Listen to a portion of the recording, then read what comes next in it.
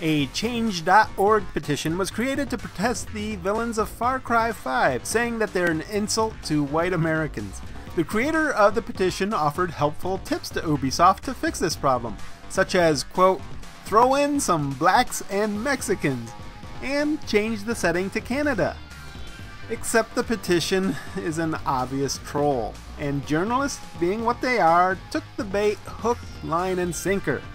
Let's take yet another look into the horrible world of stupid journalists, including one of the funniest, most ridiculous, stupidest replies I have ever received from another journalist, here on Game Objective. In the second paragraph of the petition, it reads, "Us gamers have had to endure a lot of crap over the last few years. One example is, quote, the continued rejection of romantic partners when they find out our hobby. And another is, quote, the appropriation of our culture by so-called gamers on Twitter.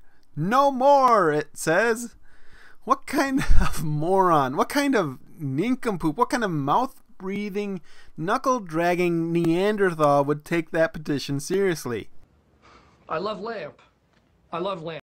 Well, how about these journalists?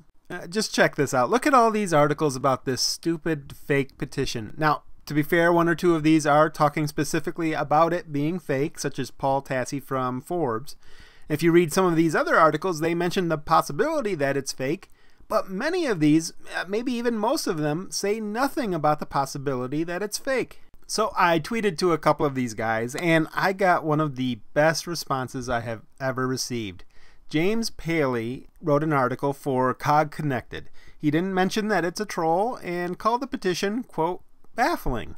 I sent him that obvious troll paragraph and asked him, hey James, I'm wondering why you reported on the Ubisoft petition without mentioning that it's an obvious troll. His response, and I don't know if I can even read this, it's so dumb, quote, that's something I hoped readers would discover on their own moments after reading the petition in question. Are you kidding? If readers have to research your sources to discover whether they're fake or real, then what use do you serve? It's your job as a writer to seek the truth and report it. That shouldn't be the job of your audience. And I'm astonished, I'm shocked that I actually have to say that. Now, the reason I'm reporting on this personally is because it shows in multiple ways how awful modern day journalism is. Because there really are only two possibilities for all these people writing about this petition here. One, they don't realize it's a troll, which I don't personally understand. It seems painfully obvious to me. Adam Rosenberg from Mashable wrote me back when I questioned him about it, and he said he's not willing to say it's a troll until it's verified to be a troll. That I can kind of, sort of understand. I disagree with it, but I kind of understand it. But writers reporting on this petition should at the very least note in their articles the very real possibility and likelihood that this is just a troll. The other possibility is that they realize it's a troll and they don't care because they're just going for clicks. For these click-driven journalists, an article where you say, look at how ridiculous this petition is, look at the stupid shit these people are saying.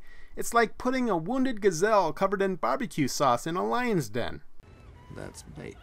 So here we are with like 24 articles about this stupid trolling petition, which before these articles came out, it only had a handful of signatures anyways. It wasn't even news before the journalists couldn't help themselves and jumped all over it. This is the classic definition of manufactured outrage. To the journalists, if you're actually watching this, none of us get into writing to be assembly line clickbait workers. Stop contributing to this atmosphere of clickbait and outrage and try to remember why you got into writing. I know it's hard to make it as a writer, trust me, I know, but is it really worth it if you have to do these kinds of stories? And to those of you using this obviously fake story to make a political point and talk about those damn entitled gamers, you might want to do some self-reflection here because, well, if you treated this seriously, then I'm sorry to say, but you just failed at critical reading. That's what I think. What do you think? Let me know in the comments below.